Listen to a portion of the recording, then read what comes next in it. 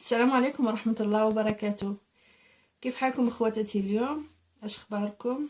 اليوم جبت لكم وصفة جديدة، وصفة ممتازة ومجربة، وصفة يحتاجها كل بيت، او المكونات ديالها موجودة في كل بيت.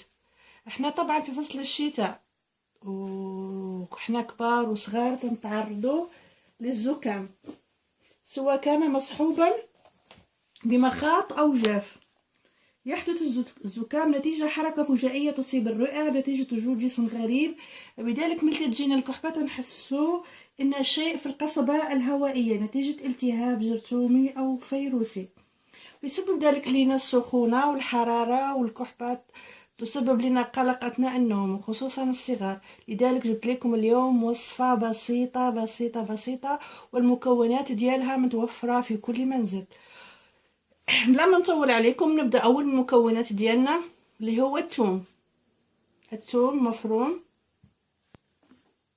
العسل، البصل، المكون الرئيسي اللي هو اللفت. وهذا اول عمليه نقوم بها،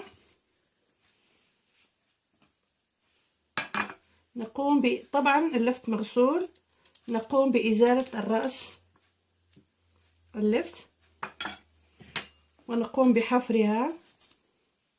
عمليه سهله وبسيطه وغير مكلفه. طبعا كثرة الأدوية تعب الأطفال، وكذلك أصلا الحوامل. كثير من الحوامل يتعرضوا للسعال وما يقدروش يشربوا الأدوية الكيماوية، اللهم الأدوية الطبيعية. نحفروها هذه كيما هكا.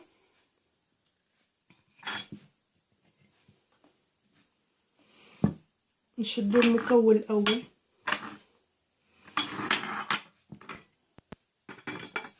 اللي هو الفجل، نقشروها واحد شويه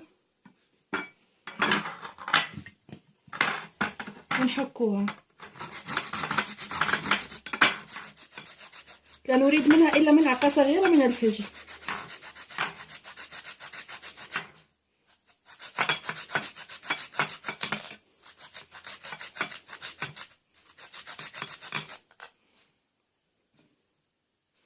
الفجل مبشور، وايضا بصل، قليل من البصل مبشور. وصفة بسيطة ما تحتاجش منك كتير، وافضل من الادوية. تحيد البلغم، تزيل الكحة مزعجة جدا. نقوم بوضع هذا الخليط داخل اللفتة كامل هكذا.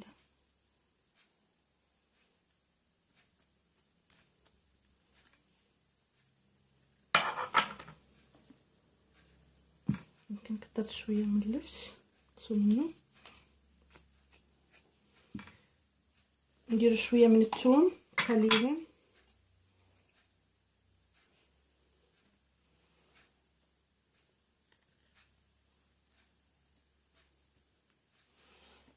واخر شيء نديروا العسل.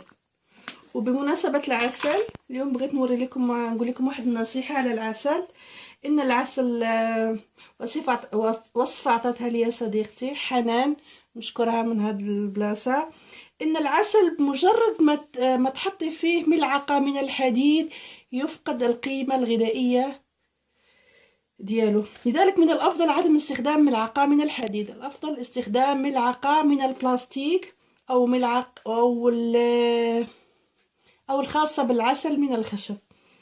ناخذ شوية من العسل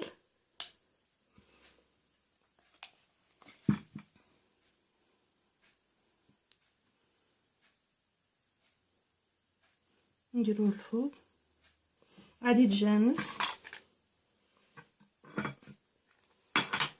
ونغطيه بحال هكا ويبقى ليلة كاملة او اكثر ونضعه في الثلاجة. بعد ليله كامله اش غادي تكون لينا داخل هذيك اللفته، غادي تكون لينا عصير سيرو مثل اللي تيتباع في في الصيدليات. ياخد منه الطفل او المراه الحامل او حتى الكبير 3 مرات، 3 ملاعق في اليوم باذن الله وبقوه الله. غادي تحيد لي السعال. وصفه سهل بسيطه ومجربه ومضمونه، ولا يوجد لها اي اثار ايجابيه.